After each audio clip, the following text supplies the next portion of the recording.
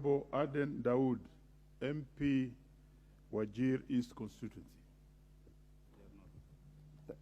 Thank you, Mr. Speaker, for giving me this opportunity. Mr. Speaker, in this country, we have had a lot of statements. A few days ago, our Secretary to Treasury, our CS for Treasury, has said this country is broke. And one of the reasons statements like that are made is because of the stock of public debt.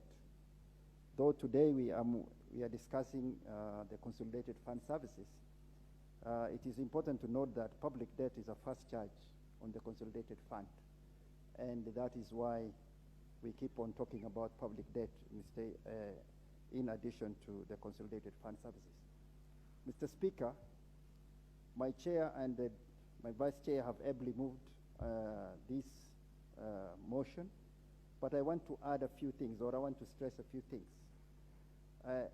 Mr. Speaker, one way of hiding from the Kenyan public the extent of debt is the use of accrual accounting, the use of cash accounting. You have heard that our undisbursed loans are up to $1.17 trillion. This is not information that the Kenyan public is privy to.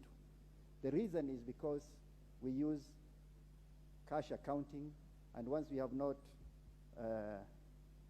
once those loans are not disbursed, they are not shown as loans that we have taken. The import of hiding that big figure of 1.17 trillion is that it increases our stock of debt, which is reported to be at 9.15. That is one of the reports. Mr. Speaker, you will note that every agency has a different figure. We were told by the controller of budget that the stock of debt is at 9.17 trillion. National Treasury says it is 9.15. Be that as it may, but if you add the stock of debt, the undisbursed loans, for which we pay commitment fees that the Vice Chair talked about, of 1.17 trillion, then we are above the statutory debt limit of 10 trillion.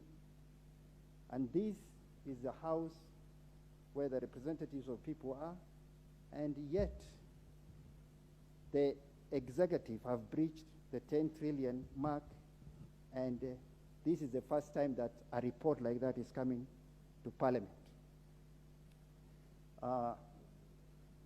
It is unfortunate that a very important topic like this, we have very few members of Parliament who are listening to this very able report from this committee.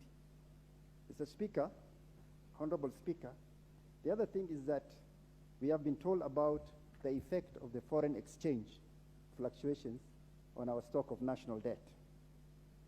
Mr. Speaker, if you note, even real estate developers now are hedging and using US dollars to sell their houses.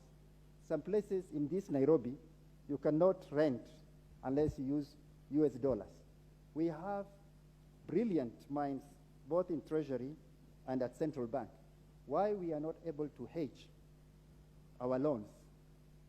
Why we will leave the vagaries of foreign exchange fluctuations to hurt Kenyan taxpayer boggles the mind. I don't know why we use that. I don't know why we are not able to hedge. And I think as part of the recommendation of this report is that hedging must be used so that we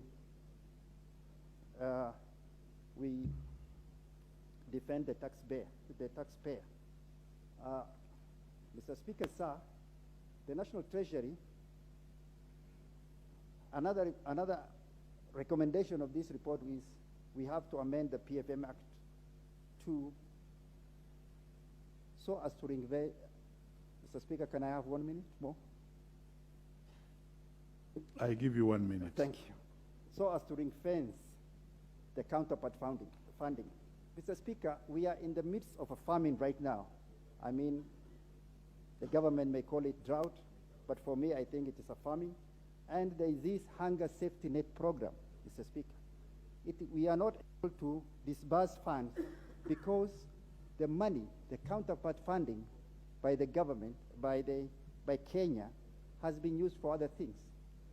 If the PFM Act is amended and we ring-fence such funds, our people in the north right now, or the Kenyans who are suffering from drought, will be getting the hunger safety net funds. Mr. Speaker, with those many remarks, I support this report. Thank you very much, Mr. Speaker.